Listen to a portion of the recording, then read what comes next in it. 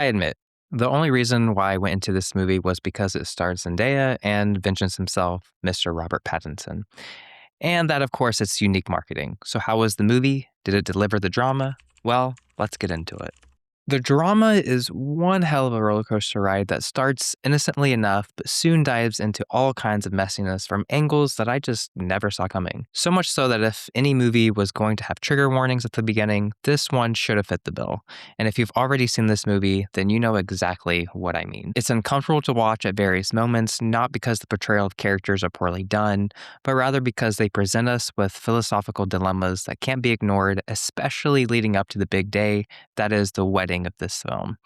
The film presents a group of characters forced to confront not just what they've done, but what they're capable of doing.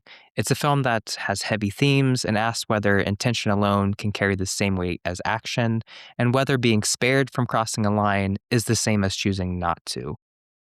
Zendaya's performance as Emma is serviceable, but I'd be lying if I didn't suggest that Boy Vengeance himself carries this film. Robert Pattinson, his character Charlie, is the character that we are meant to connect with early on, and the one that we are meant to follow as we begin to dive deeper into the craziness that is this film.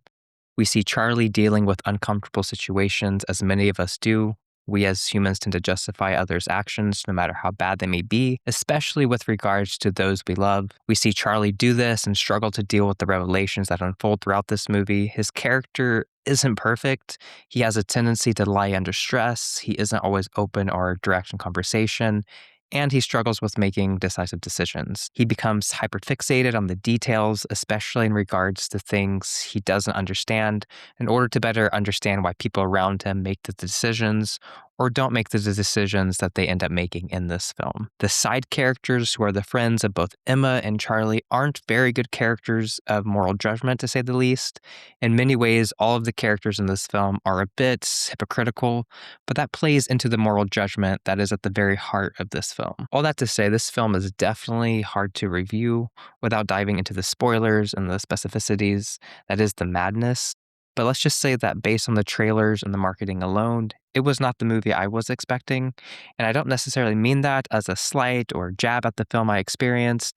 If anything, it proves that the marketing team did its job and got me to watch this film. But had I known what the core subject material this movie was attempting to tackle, I'd have probably passed on seeing this on the big screen. It's a masterclass in having you as the audience sit in the uncomfortable, and boy oh boy are there plenty of uncomfortable experiences and revelations in this movie.